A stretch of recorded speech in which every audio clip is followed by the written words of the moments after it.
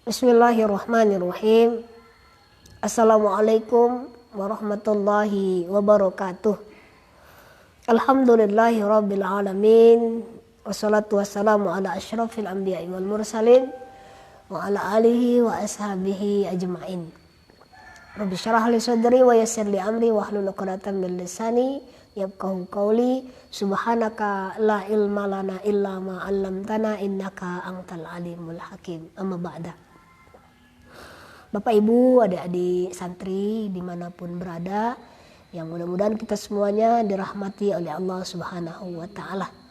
Alhamdulillah, sampai hari ini kita masih diberi kesehatan, kekuatan oleh Allah Subhanahu wa Ta'ala.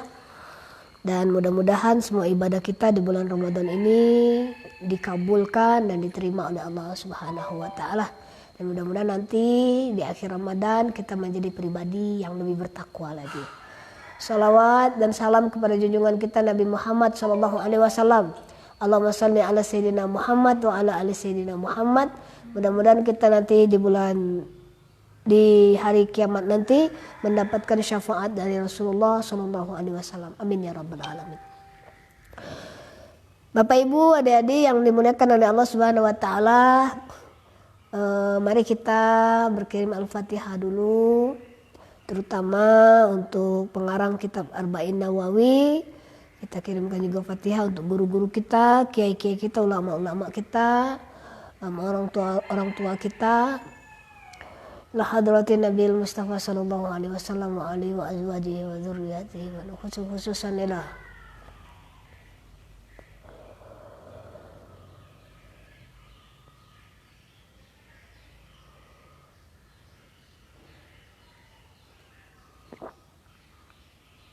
Al-Fatihah. A'udzubillah. Iya kan.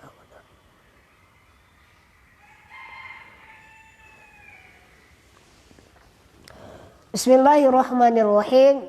Kita masuk ke hadis yang ke-24. Kemarin kita membahas hadis yang ke-23. Dan hari ini kita masuk ke hadis yang ke-24. Sebagai informasi kembali bahwa Arba'in Nawawi itu disebut Arba'in Nawawi karena dia berisikan hadis 40 hadis, namun kalau di kitabnya semuanya 42 hadis. Namun lebih dikenal sebagai Arba'in Nawawi atau 40 hadis yang ditulis oleh Imam Nawawi. Saya bacakan dulu, soal ini panjang sekali, baru nanti kita bacakan terjemahnya. An Abi Dzarrin Al-Ghifari radhiyallahu anhu anin nabiyyi sallallahu alaihi wasallam fima yarawihi ar-rabbihi azza wa jalla annahu qala ya ibadi inni haramtu zulma ala nafsi wa ja'altuhu bainakum muharraman fala tazolamu ya ibadi kullukum dallun illa man hadaituhu fastahduni ahdikum ya ibadi kullukum ja'iun illa man at'amtuhu fastat'imuni at'imkum ya ibadi kullukum arin illa man kasautuhu fastaqsuni aksukum ya ibadi innakum tukhti'una bil lail wan nahari wa anna aghfiruz dzunuba jami'an fastaghfiruni aghfir lakum ya ibadi innakum lam tablughu durri fataduruni wa lam tablughu naf'i fatanfa'uni ya ibadi law anna awwalakum wa akhirakum wa insakum wa jinnakum kanu ala atqa qalbi rajulin wahidin minkum ma zada zalika fi mulki syai'an ya ibadi law anna awwalakum wa akhirakum wa insakum wa jinnakum kanu ala afjari qalbi rajulin wahidin minkum ma naqasa zalika min mulki syai'an ya ibadi law anna awwalakum wa akhirakum wa akhirakum wa insakum wa jinnakum qamu fi sa'idin wahidin fas'aluni fa'ataitu kulla wahidin mas'alatahu ma naqasa zalika mimma indi illa kama yang kusul mahitu idza udkhilal bahra. Ya ibadi innama hiya a'malukum ahsiha lakum summa ufikum iyyaha faman wajada khairan falyahmadillaha wa man wajada ghaira zalika fala yalumanna illa nafsah. Panjang sekali. Rawahu Muslim. Nah, di sini diriwayatkan oleh Imam Muslim. Baik, ini banyak ya ibadi, ya ibadi, ya ibadi. Tadi maksudnya itu Allah memberikan seruan kepada siapa? Kepada kita, yaitu hambanya. Kita bacakan terjemahannya dari Abu Dzar Al-Ghifari radhiyallahu anhu dari Rasulullah sallallahu alaihi wasallam. Sebagaimana beliau riwayatkan dari Rabbnya Azza wa Jalla. Ini hadis qudsi. Ciri hadis qudsi itu di dalamnya itu ada qala Allah Ta'ala atau Allah berfirman. Nah, itu adalah hadis qudsi. Rasul menyampaikan bahwa Allah berfirman. Nah, itu adalah salah satu hadis qudsi. Dia berfirman, Allah berfirman, wahai hambaku, ya ibadi. Wahai hambaku, sesungguhnya aku telah mengharamkan kezaliman atas diriku. Dan aku telah menetapkan haramnya kezaliman itu di antara kalian. Maka janganlah kalian saling berlaku zalim. Ini memang sudah seruan dari Allah Subhanahu wa Ta'ala untuk agar kita tidak berlaku zalim. Zalim itu apa? Yang dapat merugikan diri sendiri dan merugikan orang lain. Zalim itu ada dua. Ada zalim li nafsihi, zalim terhadap diri sendiri. Ada zalim kepada orang lain. Wahai hambaku, semua kalian adalah sesat, kecuali siapa yang aku beri hidayah. Maka mintalah hidayah kepadaku, niscaya aku akan memberikan hidayah kepada kalian. Jadi hidayah itu dipinta, dicari, nggak datang sendiri. Maka kalaupun misalnya ada orang yang ternyata diberikan hidayah oleh Allah Subhanahu wa Ta'ala, itu memang sudah ridho Allah. Maka nggak banyak orang yang diberikan hidayah secara langsung oleh Allah Subhanahu wa Ta'ala itu. Maka kita mungkin tidak diberikan hidayah langsung dari Allah, maka kita pinta, ya Allah, tunjukilah kami ke jalan yang benar. Makanya ihdinas siratal mustaqim, seperti yang kita bahas di hari-hari kemarin. Kemarin juga kita bahas lagi, kenapa dalam sholat itu selalu membaca ihdinas siratal mustaqim, ihdinas siratal mustaqim, ihdinas siratal mustaqim. Kalau 4 rakaat 4 kali.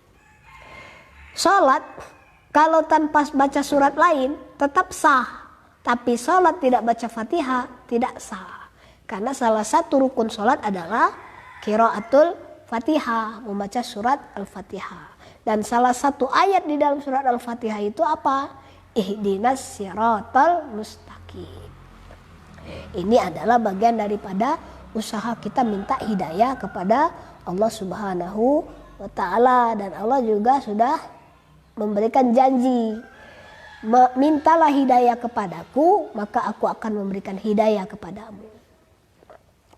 Ya ibadi, lajunya apa? Ya ibadi, kullukum ja'iun, katanya. Wahai hambaku, sungguhnya kalian semuanya kelaparan. Maka mintalah makan kepadaku, niscaya aku akan berikan kalian makanan. Kita ini kan semuanya miskin. Siapa sih orang yang kaya di dunia ini? Tidak ada. Kecuali orang yang memang dititipi kekayaan oleh Allah Subhanahu wa Ta'ala. Sekali lagi, orang yang dititipi kekayaan oleh Allah Subhanahu wa Ta'ala. Jadi yang kaya itu siapa? Tetap Allah. Kita itu apa? Orang yang dititipi harta oleh Allah Subhanahu wa Ta'ala. Apa harta ini punya kita? Bukan, punya Allah. Badan kita ini apa punya kita? Bukan, punya Allah. Makanya disebut inna lillahi wa inna ilaihi raji'un. Kembalinya kepada siapa? Kepada yang yang tadi menciptakan kita. Berarti kalau kita punya harta, kita punya makanan, sejatinya apa? Allah menitipkan harta ini, Allah memberikan makanan ini kepada kita untuk kita jaga, kita pelihara kalau makanan untuk kita makan.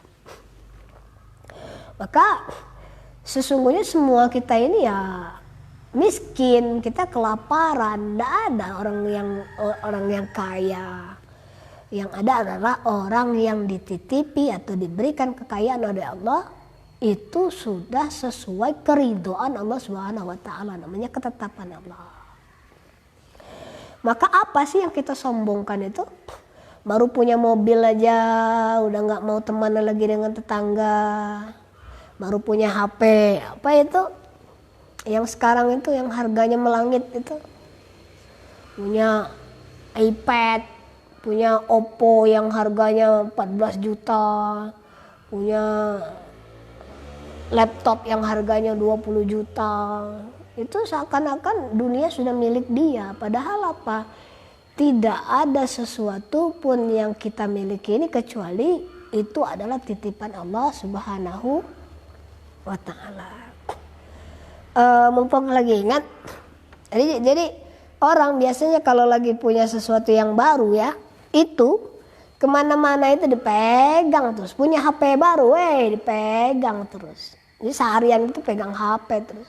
Lupa sholat, lupa ngaji, lupa semuanya. Nah ini akhirnya ketika HP-nya hilang, HP-nya diumpetin sama ibunya, kayak gila. Kayak nggak bisa hidup tanpa HP. Ya inilah zamannya sekarang. Orang-orang nggak bisa hidup tanpa ini. Padahal tanpa ini kita juga bisa hidup. Wahai hambaku, kalian semuanya kelaparan. Kullukum ja'iun. Kecuali orang yang aku berikan kepadanya makanan. Maksudnya kalau ditafsirkan lain, sungguhnya kalian semua itu adalah miskin. Kecuali orang yang aku berikan harta kepada mereka. Maka mintalah makanan kepadaku, maka aku akan berikan makanan kepadamu. Maka tidak apa-apa kita itu minta kepada Allah, ya Allah berikan kami rezeki yang banyak, rezeki yang berkah, rezeki yang halalan thayyibah. Karena memang Allah yang menyeru kita untuk meminta kepadanya, daripada kita minta kepada kuburan, minta kepada puyang-puyang kita, apalagi minta kepada manusia tambahnya. Minta kepada manusia ya boleh, hari ini dikasih, besok belum tentu. Tapi kalau mintanya kepada Allah, Allah tidak akan pernah tidak menurunkan rezeki kepada kita itu. Mungkin jalannya aja yang berbeda-beda. Wahai hambaku, semua kalian adalah sesat. Udah tadi ya. Wahai hambaku, semua kalian adalah kelaparan. Kecuali orang yang aku berikan makanan kepadanya. Apa kata Allah? Mintalah makan kepadaku, maka aku akan berikan makanan kepada kalian. Yang berikutnya, wahai hambaku, kalian semuanya telanjang. Sungguhnya kita itu semuanya tidak berbusana awalnya. Siapa yang lahir langsung punya baju? Tidak ada. Siapa yang lahir langsung punya sorban, pakai mukena, pakai baju koko? Ya tidak ada, semuanya dalam keadaan telanjang. Maka apa kata Allah? Kecuali orang yang aku berikan pakaian kepadanya. Nah setelah kita hidup, semuanya kita ini kan serba tidak punya sih, yang punya itu Allah. Sungguhnya kalian adalah telanjang, maka mintalah pakaian kecuali orang yang aku berikan pakaian kepada mereka, kata Allah. Maka mintalah pakaian kepadaku, maka aku akan memberikan pakaian kepadamu.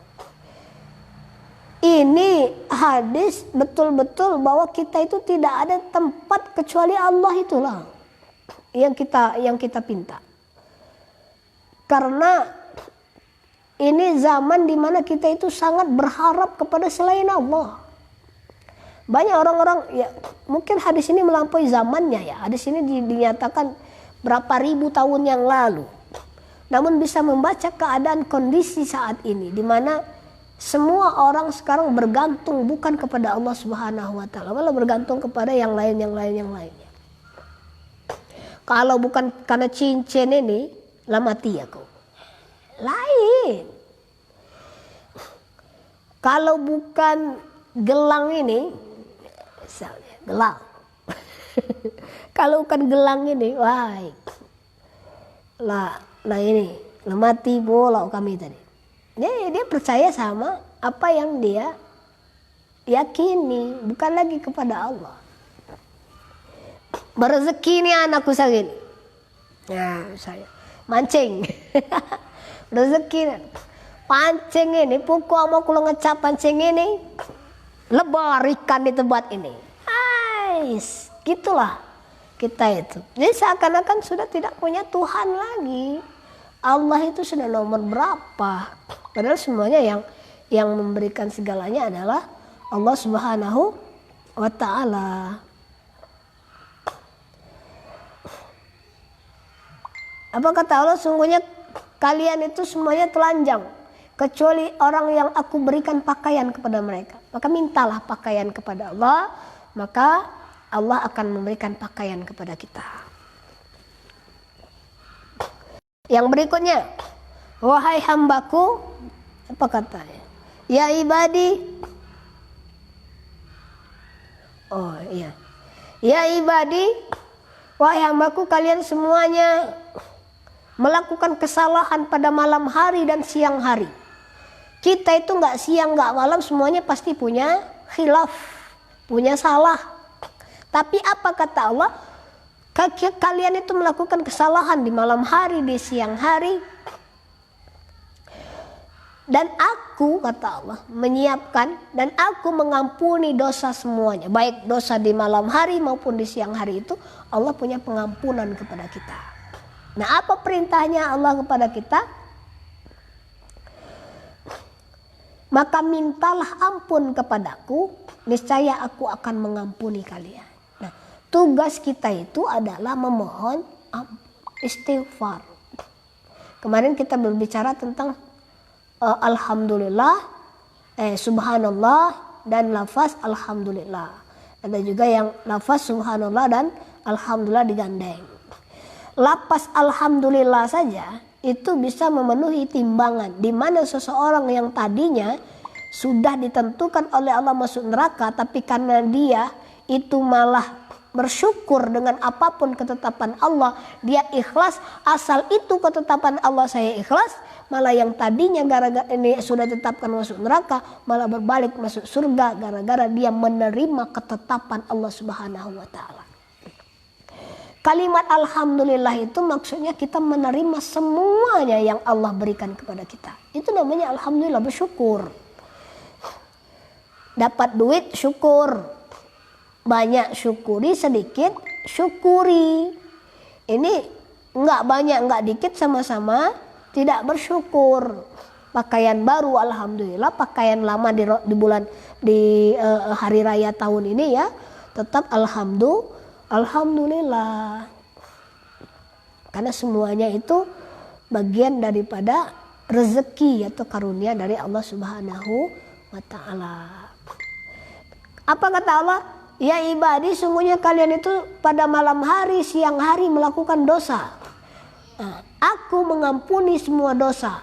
Maka mintalah ampunan kepadaku, baik di siang hari maupun malam hari, maka aku akan mengampuni dosa kalian.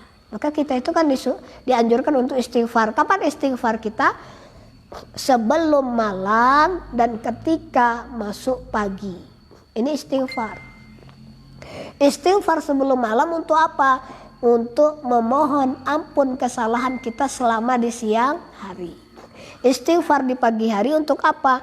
Memohon ampun kesalahan kita selama di malam hari. Istighfar. Ada istighfar khusus yang memang kita dianjurkan untuk beristighfar. Ya minimal astagfirullahaladzim. Berapa kali? Setelah sholat itu kan kita istighfar. Astagfirullahaladzim. Alladzi la ilaha illa huwal hayyul qayyum wa atubu ilaih. Astagfirullahaladzim. Alladzi la ilaha illa huwal hayyul qayyum wa atubu ilaih. Itu bagian daripada kita beristighfar kepada Allah Subhanahu wa taala. Selanjutnya apa kata Allah? Wahai hambaku, sesungguhnya tidak ada kemudaratan yang dapat kalian lakukan kepadaku, sebagaimana tidak ada kemanfaatan yang kalian berikan kepadaku. Allah itu tidak bisa kita celakakan, dan Allah itu tidak juga kita bisa berikan manfaat. Maksudnya begini, siapa sih orang yang bisa mencelakakan Allah atau memberikan kemudaratan kepada Allah Subhanahu wa taala? Tidak ada. Allah itu maha segalanya. Yang kedua, Allah juga kita itu tidak bisa memberikan kemanfaatan sedikit pun kepada Allah Subhanahu wa taala. Misalnya kita debat sama orang, aku ini menolak bagian daripada aku mempertahankan menolong Allah gitu. Ya Allah itu tanpa kita tolong juga sudah berkuasa. Jadi jangan seakan-akan kita debat itu mati-matian atau apa, seakan-akan mempertahankan segalanya itu, ya kecuali mempertahankan diri. Kalau mempertahankan sesuatu misalnya gara-gara, ya seperti misalnya deh, apa perdebatan yang ikhtilaf, seakan-akan orang serba semuanya salah. Ya belum tentu di mata Allah. Kita itu kan semuanya juga nggak tahu apakah yang kita lakukan ini sudah sempurna atau malah yang orang lakukan itu lebih sempurna daripada yang kita lakukan. Tidak ada kemanfaatan yang kita berikan, yang bisa kita berikan kepada Allah. Makanya kamu mau sholat mau tidak sholat, ya Allah tetap akbar. Mau kita ngagungkan Allahu akbar, mau kita tidak sholat, Allah itu tetap besar. Sekalipun tidak ada orang yang sholat di muka bumi ini, Allah tetap maha berkuasa. Maka yang butuh Allah itu bukan Allah, Allah nggak butuh manusia. Manusia yang butuh Allah. Maka tugas manusia itu kan, wa ma khalaqtul jinna wal insa illa liya'buduni. Aku ciptakan kalian itu untuk beribadah kepadaku. Maka aku ciptakan biar ada yang beribadah. Tapi sekalipun tidak ada yang beribadah manusia, tetap ada yang beribadah. Para malaikat itu beribadah pada Allah Subhanahu wa taala. Maka kalau kita tidak mau ibadah, tidak mau sholat, itu sebenarnya bukan malah mengurangi kekuasaan Allah, kebesaran Allah Subhanahu wa taala, malah mengkerdilkan kita sendiri. Itu namanya kita itu yang di hadis kemarin, hadis kedua tiga itu. Kita itu malah menyesatkan diri kita sendiri. Summa radadnahu asfala safilin. Awalnya kita itu laqad khalaqnal insana fi ahsani taqwim. Awalnya kita itu adalah penciptaan yang terbaik. Summa radadnahu asfala safilin. Kemudian kita diberikan kedudukan serendah-rendahnya. Karena kenapa? Tidak mau ibadah. Kita pikir bahwa ibadah itu akan membesarkan Allah, akan berguna bagi Allah. Tidak. Tapi dengan ibadah itu nilai kita berguna di mata Allah Subhanahu wa taala. Jangan terbalik memaknainya. Bukan dengan ibadah kita membuat Allah lebih bernilai, tapi dengan kita ibadah kita yang bernilai di sisi Allah Subhanahu wa taala. Yang berikutnya, wahai hambaku, seandainya sejak orang pertama di antara kalian sampai orang yang terakhir, maksudnya sejak dari Nabi Adam sampai nanti akhir zaman, dari kalangan manusia dan jin, semuanya berada dalam keadaan paling bertakwa di antara kamu. Maksudnya semuanya beriman, bertakwa kepada Allah Subhanahu wa taala, niscaya hal tersebut tidak menambah kerajaanku sedikit pun.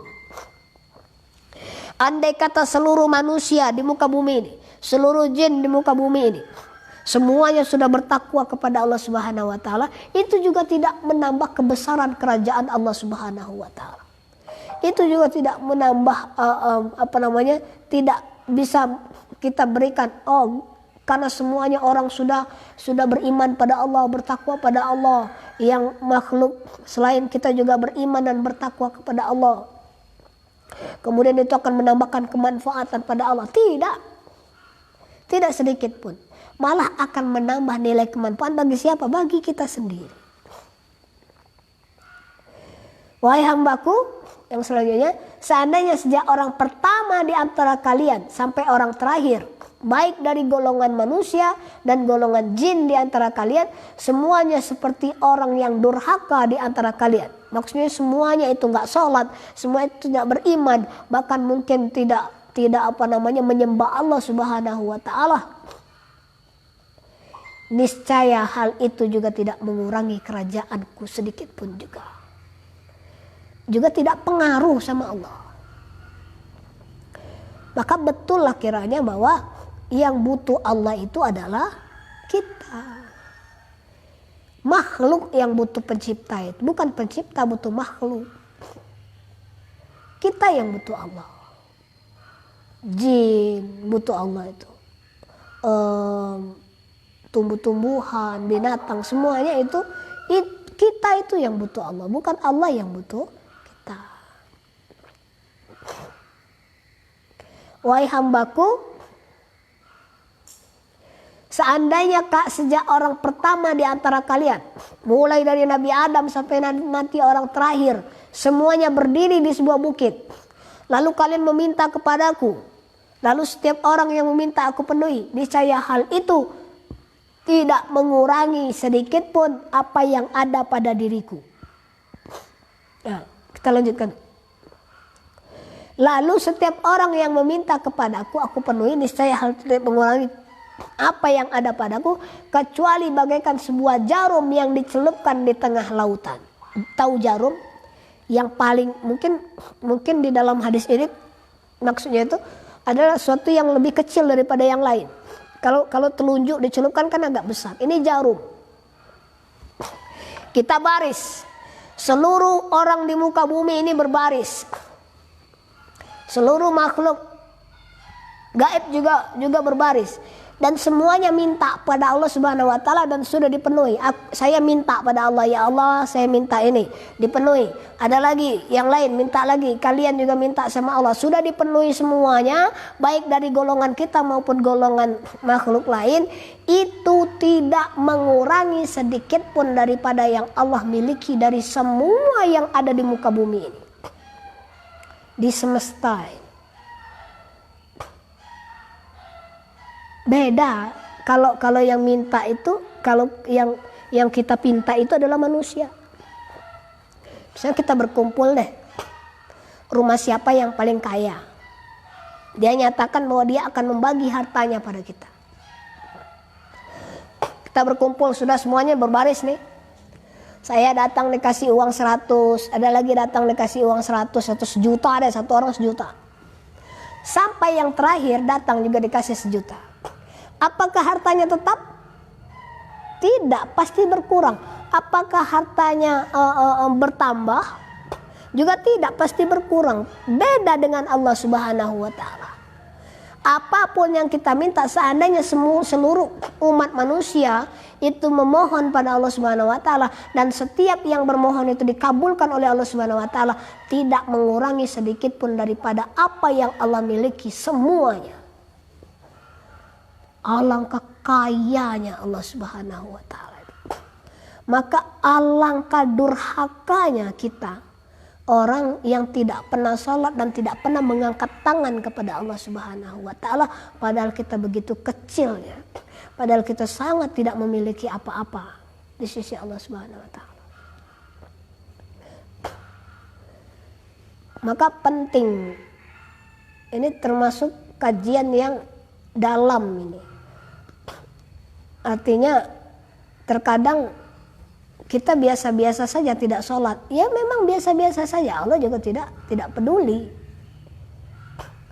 Tapi kan kita seakan-akan mendurhakai diri kita sendiri, durhaka pada Allah Subhanahu wa taala. Permintaan kita itu ibarat secelup jarum. Bahkan bukan permintaan kita, permintaan seluruh manusia itu ibarat secelup jarum bagi Allah. Nah, setetes itulah permintaan seluruh manusia itu. Dan kekuasaan Allah itu adalah lautannya. Dipinta berapapun tiap hari juga tidak akan berkurang. Selanjutnya, apa kata Allah melalui hadis ini? Wahai hambaku, sesungguhnya semua perbuatan kalian akan diperhitungkan. Nah, ingat ini. Semua perbuatan kalian akan diperhitungkan untuk kalian. Kemudian diberikan balasannya. Siapa yang banyak mendapatkan kebaikan, maka hendaklah dia bersyukur kepada Allah. Dan siapa yang menemukan selain kebaikan itu, janganlah ada yang dicela kecuali dirinya. Jadi semua apa yang kita perbuat ini akan kita pertanggungjawabkan. Tidak ada yang tidak dipertanggungjawabkan, semuanya akan kita pertanggungjawabkan di sisi Allah Subhanahu wa Ta'ala. Apa yang tidak dipertanggungjawabkan? Perbuatan kita baik besar baik kecil itu akan diperhitungkan oleh Allah Subhanahu wa Ta'ala. Kita melakukan pengajian ini, apakah dihitung kebaikan oleh Allah, apakah dihitung sebagai mudarat keburukan oleh Allah Subhanahu wa Ta'ala, sesuai niat kita tadi. Misalnya dihitung sebagai mudarat, ya udah nanti akan dibalas oleh Allah Subhanahu wa Ta'ala. Kalau dihitung kebaikan, maka akan dibalas oleh Allah Subhanahu wa Ta'ala. Maka kalau kebaikan yang kita lakukan itu dihitung sebagai kebaikan oleh Allah Subhanahu wa Ta'ala, maka hendaklah kita bersyukur kepada Allah Subhanahu wa Ta'ala. Alhamdulillahirabbil alamin. Namun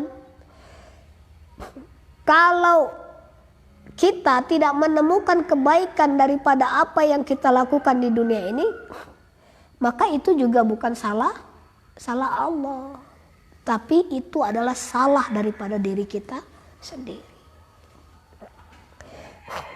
Nanti orang di hari kiamat itu yang akan mencela dirinya sendiri itu salah satunya adalah orang yang tidak mampu menggunakan waktunya, menggunakan usianya untuk beribadah pada Allah Subhanahu wa Ta'ala. Maka dia ada gambaran kan, ada orang yang memotong-motong lidahnya, ada orang yang menghancurkan kepalanya, ada orang yang kenapa? Karena dia menyesali, mencela dirinya sendiri daripada apa yang dia lakukan selama hidup di dunia, sehingga tidak bermanfaat bagi dirinya ketika di akhirat, dan dia mulai menyesali apa yang dia lakukan ketika hidup di dunia. Beda dengan orang yang melaksanakan kebaikan. Maka dia akan bersyukur kepada Allah Subhanahu wa Ta'ala. Ya Allah, terima kasih. Alhamdulillah selama saya hidup, saya melaksanakan sholat, saya melaksanakan ibadah, saya bersedekah kepada orang lain, saya baca Al-Quran, saya baik kepada orang lain. Tapi kalau kita kemudian terhadap orang gak suka, malah ketika lihat orang itu lebih suka melihat dia teraniaya, melihat dia sengsara daripada melihat dia bahagia. Nah ini kan beda kaitannya. Apalagi ketika orang lewat, gimana caranya kita membuli? Tidak sembayang itu. Lain nih, Anda mau calon penghuni surga nih. Lewat lagi orang yang baru pulang dari masjid. Lain kan? Jemu, sembayang. Mau surga. Beda. Bukannya mengasihani diri sendiri, malah membuli orang lain. Malah kemudian seakan-akan dia alergi terhadap orang yang alim. Kita itu setidaknya kalaupun belum alim, jangan kemudian mengganggu orang alim. Minimal cinta aja kepada dia. Kan dikisahkan itu, sahabat itu seperti minyak wangi. Maka kalau sahabat kita ini alim, maka dia seperti minyak wangi yang harum baunya. Maka meskipun kita tidak memakai minyak wangi di badannya, tapi kita ikut kecium baunya. Seperti itulah, minimal kalau berteman dengan orang baik, kita ikut tercium bau kebaikan tersebut. Kalau kita berteman dengan orang yang jahat, orang yang buruk perilakunya, maka juga akan, meskipun kita tidak ikut dia melakukan kejahatan, tapi gara-gara kita berteman dengan dia, maka akan tercium juga aroma keburukan dalam diri kita dari teman kita ini tadi. Gini deh. Ada santri kumpul nih, main yang diharamkan di pesantren kan main remi itu, main remi di karena ustadznya lagi pengajian semua, ndak ada di pondok, main remi nih, meskipun nggak pakai taruhan lah. Udah main remi, yang nonton banyak. Nah, yang nonton ada berapa orang nih? 5 orang. Tiba-tiba ustadz pulang digerebek. Apakah yang main saja yang diseret ke ruang keamanan atau semuanya? Pasti semuanya. Karena kenapa? Baik yang main maupun tidak main, ini termasuk santri yang melanggar aturan. Seperti itulah, dia kan nggak main, dia orang soleh, selama ini adalah santri teladan, tapi gara-gara nonton orang melakukan itu, dia ikut terciduk oleh ustadznya. Seperti itulah gambaran daripada kalau kita berteman dengan orang yang jahat. Ya sekalipun kita jahat, kita temannya dengan orang alim. Siapa tahu kecipratan doanya. Doa orang yang alim itu kan tidak berhenti sampai Allahumma ighfir lana dzunubana wa liwalidayna warhamhuma kama rabbayani shaghira. Tidak berhenti sampai situ. Wa li jami'il muslimin wal muslimat wal mu'minin wal mu'minat al ahya'i minhum wal amwat. Tidak berhenti sampai di situ doanya, tapi dia ikut mendoakan wa li jami'il muslimin wal muslimat. Ya Allah, guru saya yang di Jawa. Ya Allah, kiai saya yang di Sumatera. Oh ya Allah, guru saya yang sudah tiada.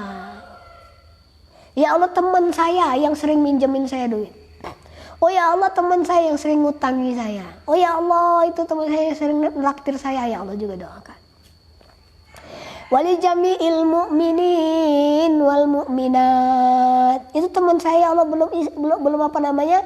Belum banyak ibadahnya, tapi ya Allah, aku teman dia, aku senang sama dia. Sampaikan juga, mudah-mudahan Engkau berikan ampunan kepada dia. Ya Allah, tukang daging yang di apa namanya, di pasar, dia tadi memberikan diskon kepada saya. Ya Allah, ustadznya dia memberikan pengajian kepada kami. Oh ya Allah, anak-anak murid saya ya Allah, dia nggak pintar, dia juara terakhir ya Allah, tapi dia sangat punya akhlak terhadap saya sebagai gurunya. Saya doakan. Maka doa seorang guru itu setiap hari apa? Allahumma ja'alna wa auladana wa dzurriyyatana wa ahlana. Udah berhenti belum? Belum. Wa talamidana, dan santri-santri kami, murid-murid kami. Min ahlil ilmi wa ahlil khair wa ahlil Quran. Ya Allah, golongkanlah sebagai golongan ahli ilmu, ahli kebaikan, ahli Quran. Begitulah. Hadis riwayat Muslim. Yang pertama, kandungan hadis ini agar kita menegakkan keadilan di antara manusia. Nggak boleh berlaku zalim. Salah satu perilaku zalim itu adalah tidak berlaku adil. Maka lawannya adil itu adalah zolim. Maka kita nggak boleh berlaku zolim. Yang kedua, wajib bagi setiap orang untuk memudahkan jalan petunjuk dan memintanya kepada Allah. Artinya hidayah itu dipinta, kita datang. Kita malas ibadah, kita paksa sholat, kita ibadah.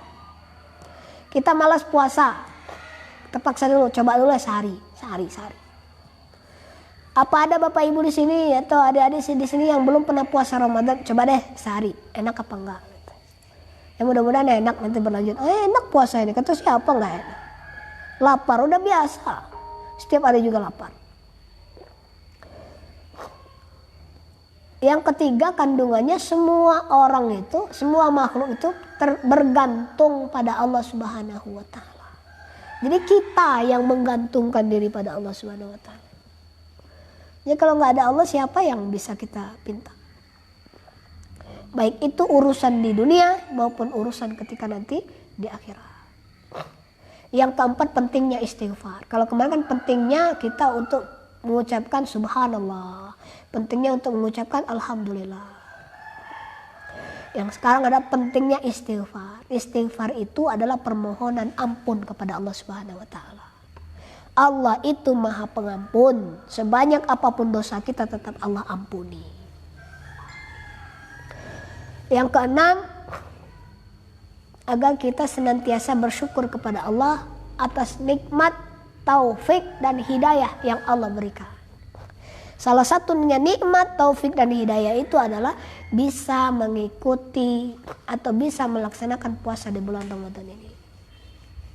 Syukur-syukur bisa nambah amalan, seperti ikut pengajian ini, bisa baca Al-Quran. Itu adalah tambahan daripada yang Allah berikan kepada kita. Yaitu berupa apa? Berupa kesadaran hati kita untuk mendekatkan diri pada Allah. Yang terakhir, hadis ini menegaskan kepada kita Allah ingin memberikan petunjuk atau mengarahkan kepada kita agar kita senantiasa muhasabah, mengevaluasi diri kita sendiri terhadap dosa-dosa kita. Karena kenapa Bapak Ibu jamaah online sekalian yang dimuliakan oleh Allah Subhanahu wa taala, apapun yang kita lakukan di dunia ini akan punya balasannya sendiri di sisi Allah Subhanahu wa taala. Faman ya'mal mithqala dzarratin khairan yarah wa man ya'mal mithqala dzarratin syarran yarah. Ada balasannya. Maka kita muhasabah diri. Jangan-jangan saya udah berlaku baik nih, tapi jangan-jangan niat saya salah. Tempat saya nanti bukan di surga tapi di neraka. Gara-gara kenapa? Niatnya salah. Maka kita kan takutnya begini. Di neraka itu ternyata bukan banyak orang ibadah, tapi malah banyak orang yang berdosa tapi menyesali perbuatan dosanya. Ini yang malah dimasukkan surga oleh Allah Subhanahu wa taala. Daripada orang yang ibadah tapi malah kemudian memamerkan ibadahnya, meriakan ibadahnya. Ini. Dan Allah tidak suka sedikit pun terhadap orang yang sombong. Bapak Ibu adik-adik yang dirahmati oleh Allah Subhanahu wa taala. Kita lanjut ke hadis yang ke-25. Hari ini 2 hadis, kemarin 1 hadis. Ini puasa yang keberapa, Mas? 14 ya? Sudah mau 20 ini. Padahal kita penutupan pengajian katanya 25 Ramadan ya. Ya, mudah-mudahan bisa khatam. Hadis ke-25 ini tentang sedekah. Saya bacakan seperti tadi aja. Saya bacakan hadisnya, nanti terjemahannya. Bismillahirrahmanirrahim. Hadis yang ke-25. Masih dari Abu Dzar. An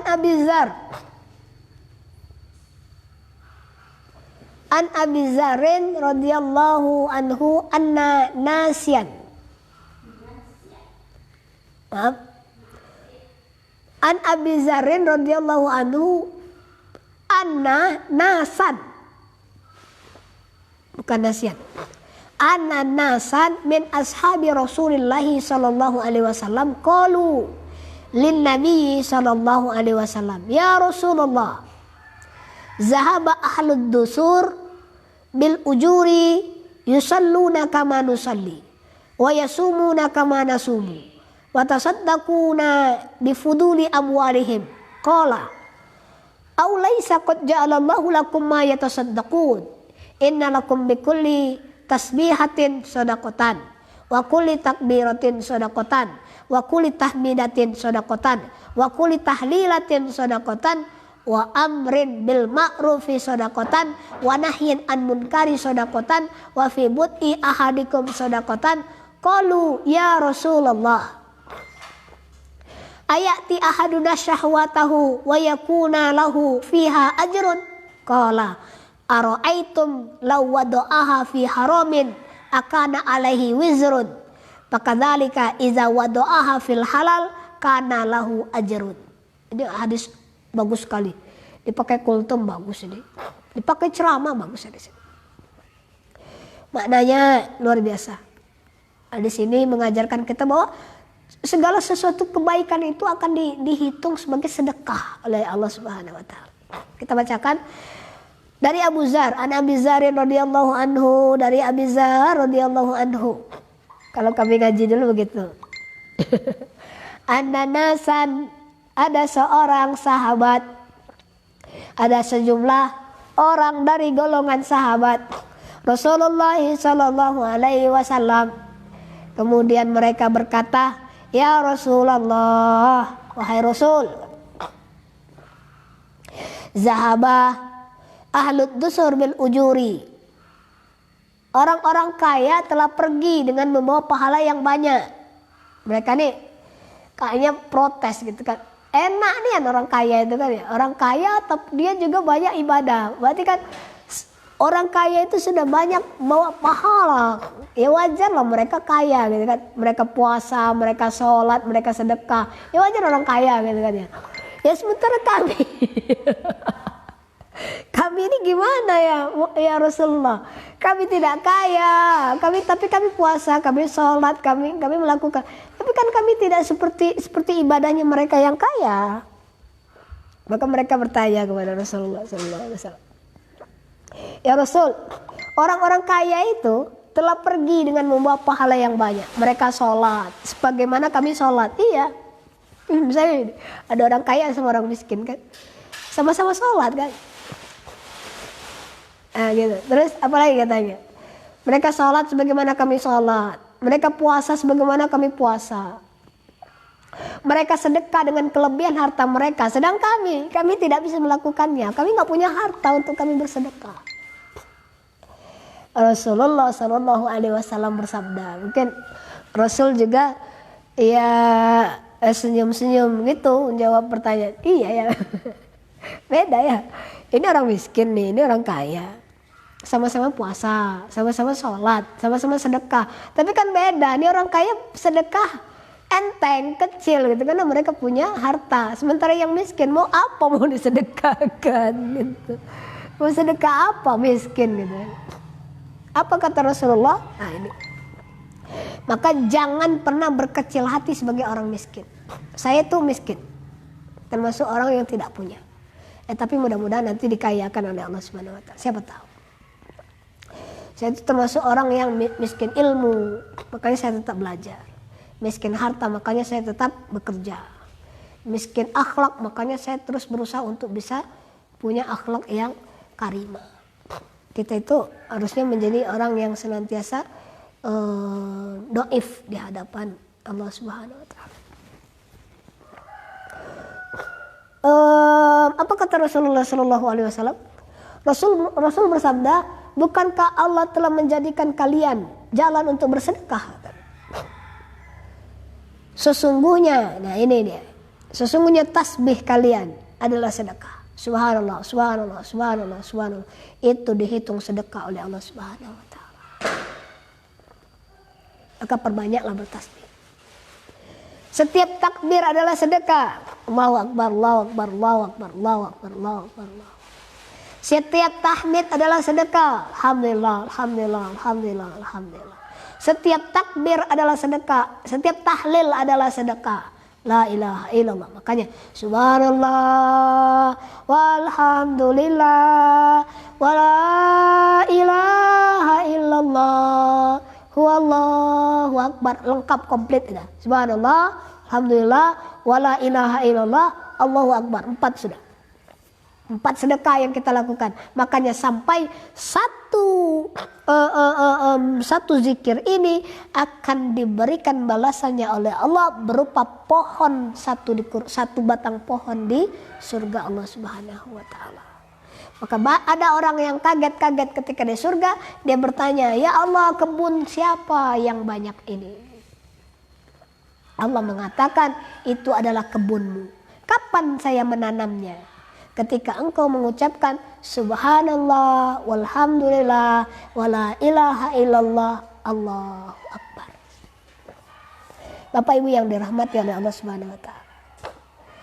Maka gimana sedekahnya kita yang tidak bisa bersedekah dengan harta kita sebagaimana sedekahnya orang-orang yang kaya?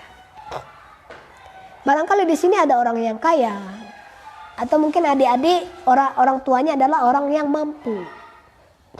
Maka jalan sedekah kalian apa? Dengan memberikan infak, dengan memberikan sedekah daripada kelebihan harta yang dimiliki oleh Bapak Ibu. Tapi siapa sih orang yang mau berkata kami ini punya kelebihan harta Ustadz? Tidak ada. Yang banyak itu mengatakan ini musim corona rezeki kami nurun ya Ustadz. Nurun kan bukan berarti nggak ada kan. Musim corona dia baca dalak tanci. Oke, dia baca dalak tanci. Tapi tanci yang dalak kamu. Yang punya kebun tetap aja itu. Yang punya toko tetap aja didatangin orang itu. Apa yang kemudian tidak Allah berikan kepada kita? Bahkan di musim virus seperti ini aja Allah tetap memberikan rezeki kepada kita. Tidak ada orang yang tidak dikasih rezeki itu. Kecuali orang yang memang tidak mencarinya. Amar ma'ruf nahi mungkar merupakan sedekah. Kita menghindarkan diri dari berbuat dosa itu dihitung sedekah oleh Allah Subhanahu wa taala. Ada pohon pepaya di sebelah punya tetangga nih, udah masak kuning, pasti enak dia dimakan bukan nanti. Tapi kita bukan punya kita lagi puasa juga ya Allah, alangkah enaknya ini pepaya. Kalau kita jadi maling, itu kan dihukum dosa. Tapi gara-gara kita tidak jadi maling, tapi keinginan aja, ya Allah enaknya pohon pepaya di sebelah dia. Itu kita menghindarkan diri dari berbuat mungkar itu, dari maling apa ke pepaya di rumah tetangga sebelah. Itu sudah dihitung sedekah oleh Allah Subhanahu wa taala. Menghindarkan diri dari perbuatan munkar itu sudah sedekah. Termasuk amar ma'ruf. Amar ma'ruf itu apa? Mengajak orang. Kita bisa kultum misalnya, itu kan ngajak orang, amar ma'ruf namanya. Apalagi perbuatan amar ma'ruf. Kita punya ini nih, punya kelebihan nih berbuka puasa nanti. Aduh, alangkah banyak ini nggak tahu nih, misalnya suaminya rupanya beli buka juga. Nah istrinya karena lagi di luar, nggak nanya lagi, mungkin HP-nya tinggal di rumah. Beli buka juga, akhirnya banyak kelebihan kan. Berbukanya banyak nian. Nelponlah Ustadz, ada orang di pesantren, ada, tolong ambil buka puasa di rumah saya mau ngasih untuk anak-anak ini pembina pesantren, pembina di asrama. Kita jemput. Nah, ini bagian dari perbuatan ma'ruf, perbuatan yang diridhai oleh Allah Subhanahu wa taala. Dan setiap kemaluan kalian merupakan sedekah. Nah ini sahabat bertanya, ya Rasulullah, apa iya masa sih dikatakan berpahala seorang di antara kami menyalurkan syahwatnya? Maksudnya itu ketika dia menyalurkan syahwatnya kepada istrinya, masa iya ini sedekah? Apa kata Rasulullah? Bagaimana pendapat kalian seandainya hal tersebut disalurkan di jalan yang haram? Bukankah baginya dosa? Demikian halnya jika hal tersebut diletakkan pada jalan yang halal, maka baginya sedekah. Dia mendapatkan pahala. Gini nih, Rasul mengatakan, bahkan kemaluan kalian pun itu sedekah. Ya para sahabat kan, ya kayak nggak percaya. Masa iya nyalurkan syahwat itu dihitung pahala? Iya kata Rasul. Daripada menyalurkan syahwatnya kepada yang bukan istrinya, kan malah dosa. Lebih baik dia menyalurkan kepada istrinya, dan itu malah berbuah pahala dari Allah Subhanahu wa taala. Hadis riwayat Muslim. Bapak Ibu yang dirahmati oleh Allah Subhanahu wa taala, adik-adik santri, anak-anak kami dimanapun berada yang dirahmati oleh Allah Subhanahu wa taala, barangkali ini yang bisa kita pelajari pada hari ini. Mudah-mudahan apa yang kita pelajari ini menjadi ilmu yang berkah fid dunya wal akhirah. Kita besok masuk ke hadis yang ke-26. Wallahu a'lam bishawab. Ihdinas siratal mustaqim. Wallahul muwaffiq ila aqwamit thoriq. Assalamualaikum warahmatullahi wabarakatuh.